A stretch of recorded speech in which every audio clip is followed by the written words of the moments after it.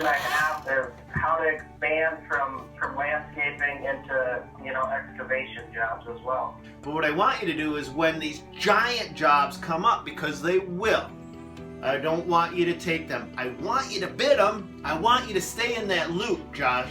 I want you to put your numbers in, but put them in high so you don't get the job, but you get your name, make and model of the equipment that you want to choose. You have an idea, rent it. Rent it, try it out. That sounds good. So make sure you rent it, make sure it feels good to you before you commit to purchasing it. There's no mystery that way. I made the mistake of buying one of my first pieces of equipment was a TLB, a tractor loader backhoe. And I was building retaining walls and I'd chain my pallets up and I'd drag them around and I'd throw the blocks in the bucket. I tell you straight up, after a season of doing that, I bought myself a Bobcat and I was just like, oh my gosh, this thing is so much better, so more universal. I can grade, I can load, I can dig, so many things I can do with it. Great first piece of equipment. And I have Bobcat, New Holland, John Deere, Cat, whatever. It's just a skid loader, I should say. Well, that's what we have as a case skid loader. And I swear that's the thing we use the most, so. Exactly. So what's your next piece of equipment you're thinking about getting then? Where was this question going? I have like a bigger tractor loader backhoe, but a mini hoe would be good for obviously most hardscaping projects. Yes, I tell you, I use that mini hoe almost as often as I'm using my skid loaders. It's one of those machines where once the backhoe's a little big for most hardscaping jobs, although like some retaining wall jobs and stuff I'll be able to trench with it for, but it's too cumbersome. You just you can't maneuver it on a site very well. Mini hoe, you'll be surprised at how much you use it. Do you have a third question, Josh? The third question I have is how to expand from landscaping into doing, excavation jobs as well. Oh, okay. Wow. I love these questions. I love the fact that you're looking at the future and you're trying new things, because a lot of guys out there are doing this exact same thing. The first thing I'm going to tell you is that you're going to want to size the excavation job to your skill level. So you don't want to go out and dig the next Menards superstore. You don't want to bid on those bigger excavation jobs. You want to get your feet wet with additions. That's a great place to start. You want to get your feet wet with regrading customers' yards. You're going to advertise for excavating. You're going to get all sorts of different things. You're not going to be able to go out and go, I'm only going to do this, this, or this. You're going to have to take everything that comes on. But what I want you to do is when these giant jobs come up, because they will, I don't want you to take them. I want you to bid them. I want you to stay in that loop, Josh. I want you to put your numbers in, but put them in high so you don't get the job, but you get your name on their radar screen. So whoever that contractor is or that customer is, you don't want to just say no and walk away. You want them to go, for the next job, and you want to practice. You're going to use their big jobs as practice, as rehearsal for your smaller jobs and for future big jobs.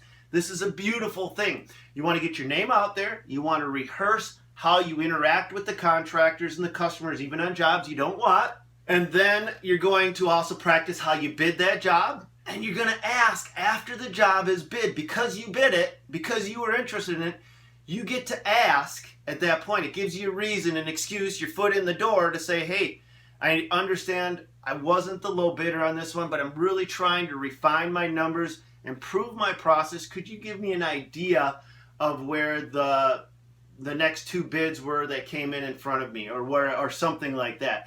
And what's going to happen, Josh, is not all the time, but once in a while, they're going to give you those numbers. That's how you get those numbers.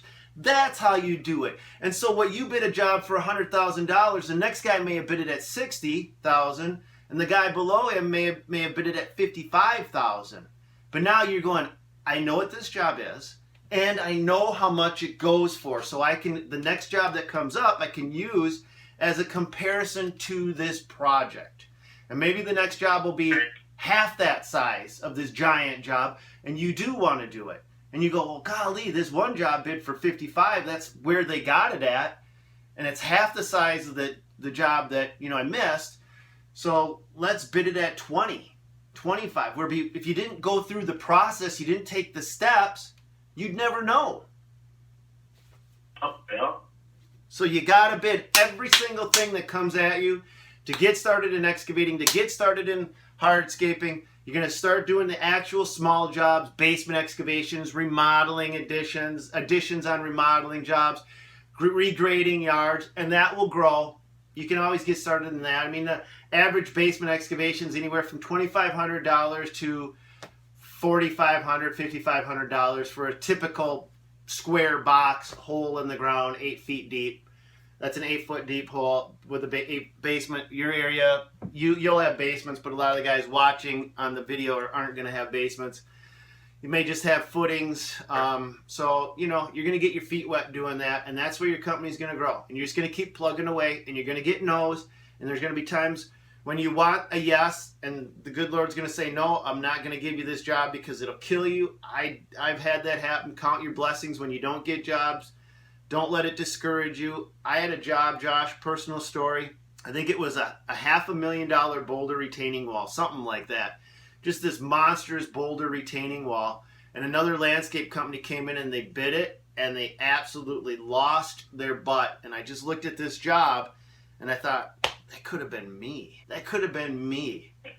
So be thankful for the jobs you get. Probably never want to underbid either. Yes, be thankful for the jobs you get. Be thankful for the jobs you don't get. But learn from every single process. The jobs you don't get can be a better learning curve when you take advantage of it. When you don't get a job, just don't walk away. Follow up with the customer why you didn't get the job. Find out who got the job, or even maybe you don't want to find out who got the job. Find out how much they got the job for, and then add that into your knowledge base so down the road you can start bidding more competitively and start getting in bigger jobs. Does that help? Yeah, what do you think is the best way to kind of learn more about how to do the excavation jobs? You got to do them. You got to do them and do them and do them and do them. You can go to school. There's academies, there's training academies you can go to, but you gotta start small. You gotta Google some stuff, and you just go out and you do it. I wanted to get into sewer and water, and I talked to so many people about sewer and water, and I've got a great friend that owns a $5 million sewer and water company now, and every time I ask him, he looks at me and says, Stan, shit rolls downhill. I'm just like, that clears nothing up. And you just got to go out and you got to just start small. You just got to start growing from there. That's why I'm saying don't go out and tackle the big jobs, because you're going to get your tit in a ringer, as my dad would say. God rest his soul. Start small and learn by doing. Start small and learn by doing. There is no better teacher than experience, good, bad, or in between. The lessons, the jobs that go south on you are going to give you your best lessons. The jobs that go right, unfortunately, you're going to forget about. And so you need to have those bad jobs, but I don't want you to focus on those bad jobs. I want you to have a takeaway from them. All right, Josh, are we good? Sounds great. I appreciate it. Good deal.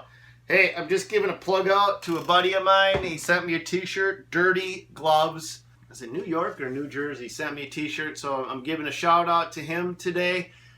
Josh, I hope I've helped you out. The name of your landscaping company one more time is? A+ Lawn Care and Landscape. A+ Lawn Care and Landscape out of Iowa. If you're in Iowa and you need some hardscaping, landscaping done, go to Josh. He's a good guy. He's obviously trying. He's learning and growing. God bless all you guys out there. God bless Josh. I hope the very best for you, buddy. If you ever need any other help, you know how to reach me now. Thanks, Stan. You're welcome. And if you guys watching need some help, email me. We can do a video chat like this and help everybody at the same time. God bless.